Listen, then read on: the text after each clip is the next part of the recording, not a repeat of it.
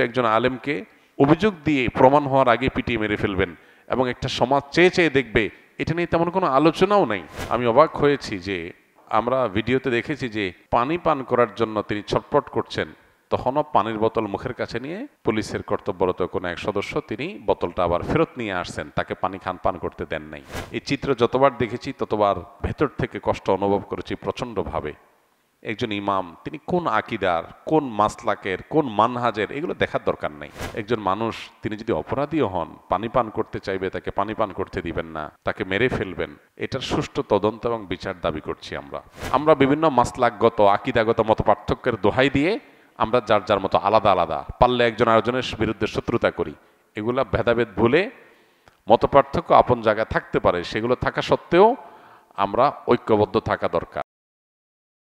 গাজীপুরে একজন ইমামকে শিশু বলাৎকারের অভিযোগে পিটিয়ে মেরে ফেলা হয়েছে।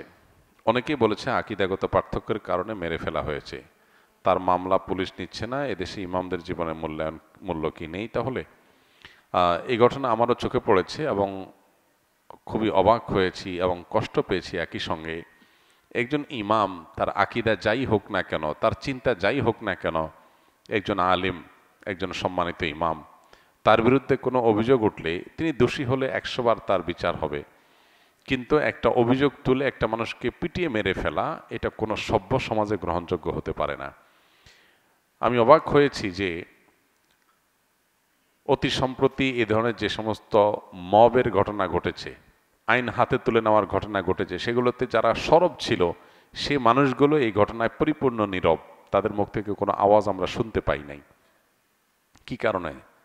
কারণ এখানে নিহত লোকটা একজন ইমাম, সেজন্য নিহত লোকটা একজন আলেম, সেজন্য। এই যদি হয় আমাদের সমাজের অবস্থা, তাহলে এই সমাজের জন্য কোনো কল্যাণ অপেক্ষা করছে না।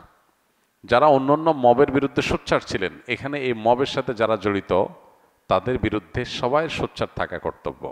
একটা লোক অপরাধী হলে, অপরাধ প্রমাণ হওয়ার আগ পর্যন্ত, অভিযুক্ত হলে অপরাধ প্রমাণ হওয়ার আগ পর্যন্ত তাকে অপরাধী বলা যাবে না। এখানে কি ঘটেছে আমরা কেউই জানি না, কিন্তু আমরা এটুকু জানি লোকটাকে পিটিয়ে মেরে ফেলা হয়েছে। এবং আমরা ভিডিওতে দেখেছি যে পানি পান করার জন্য তিনি ছটফট করছেন, তখনও পানির বোতল মুখের কাছে নিয়ে পুলিশের কর্তব্যরত কোনো এক সদস্য তিনি বোতলটা আবার ফেরত নিয়ে আসছেন, তাকে পানি পান করতে দেন নাই। পিপাসায় ছটফট করতে করতে লোকটা মারা গেল। এটা তো একটা সভ্য সমাজে কোনোভাবে মেনে নেওয়া যায় না।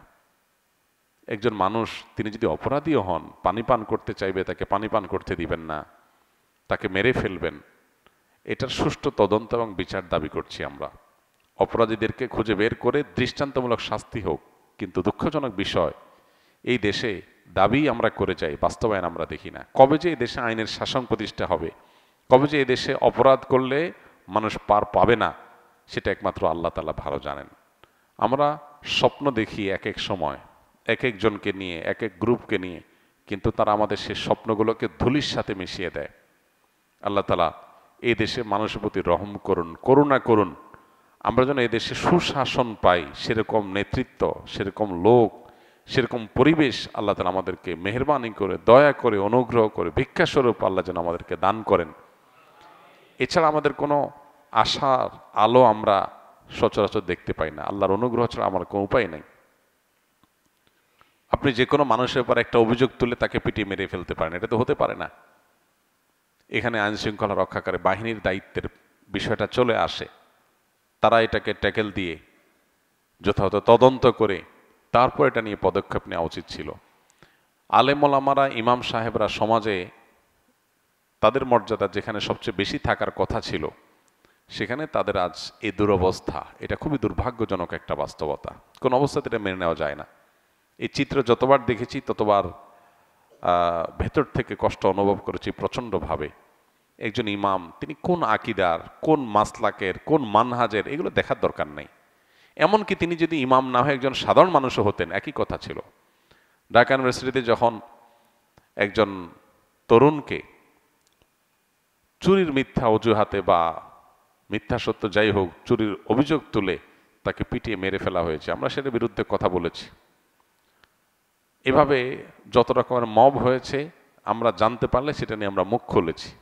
সেখানে একজন ইমামকে এভাবে পিটিয়ে মেরে ফেলা হবে, আমি মূলধারা মিডিয়াগুলোতে এটা নিয়ে তেমন কোনো হইচই দেখি নাই, টকশোগুলোতে সরগরম হতে দেখি নাই। কারণ কি? লোকটা একজন ইমাম।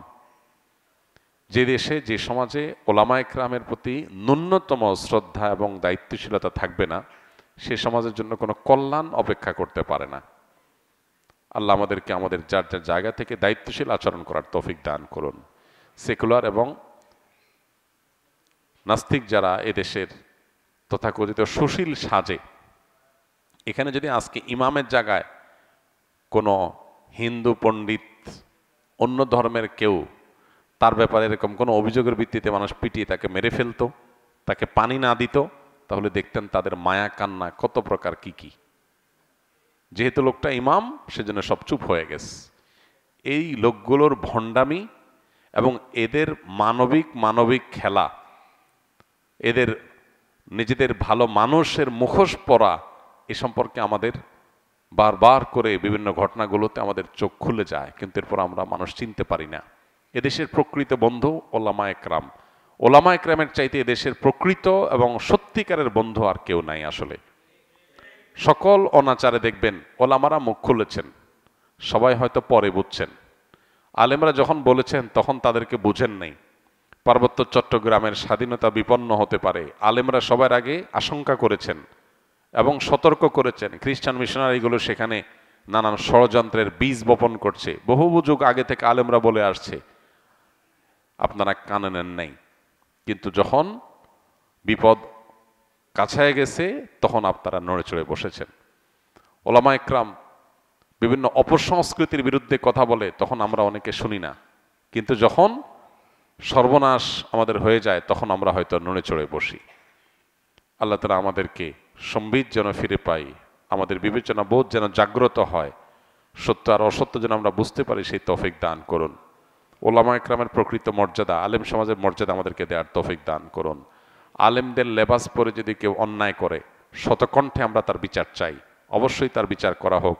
যত রকমের অন্যায় অনাচার হতে পারে, সেটা বলাৎকার হোক, জেনা হোক, অন্য কোনো অপরাধ হোক, একজন আলেম করলেও তার বিচার করতে হবে, সাধারণ মানুষ করলেও তার বিচার করতে হবে। ইসলাম সে ইনসাফ কায়েম করার জন্যই এসেছে, আমরা সেটা অবশ্যই বলবো, শতকণ্ঠে বলবো। কোনো আলেম কোনো অন্যায় করলে সেটা সবার আগে আমরা প্রতিবাদ করার চেষ্টা করি, সেটা অন্যায়কে অন্যায় বলার চেষ্টা করি। কিন্তু একজন আলেমকে অভিযোগ দিয়ে প্রমাণ হওয়ার আগে পিটিয়ে মেরে ফেলবেন এবং একটা সমাজ চেয়ে চেয়ে দেখবে, এটা নিয়ে তেমন কোনো আলোচনাও নাই, হইচই নাই, এটা নিয়ে টকশোগুলো গরম হচ্ছে না, টেলিভিশনগুলোতে আলোচনা তেমন একটা শোনা যাচ্ছে না। এটা দুর্ভাগ্যজনক। এদেশের 4 লক্ষ মসজিদ, 4 লক্ষ ইমাম, এই 4 লক্ষ ইমাম তারা যদি তাদের মতপার্থক্য ভুলে, তারা যদি জাতীয় স্বার্থে ঐক্যবদ্ধ থাকেন, তারা যদি দেশ এবং মানুষের কল্যাণে নিজেদেরকে নিয়োজিত করেন, তাহলে ইমামদেরকে এরকম অবজ্ঞা করার সুযোগ কেউ পাবে না। এই জন্য আমাদের ওলামা একরাম প্রত্যেকটা মহল্লাতে আমাদের ঐক্যবদ্ধ থাকতে হবে। দুর্ভাগ্য আমাদের, আমরা বিভিন্ন মাসলাকগত আকীদাগত মত পার্থক্যের দোহাই দিয়ে আমরা যার যার মতো আলাদা আলাদা, পারলে একজন আরেকজনের বিরুদ্ধে শত্রুতা করি।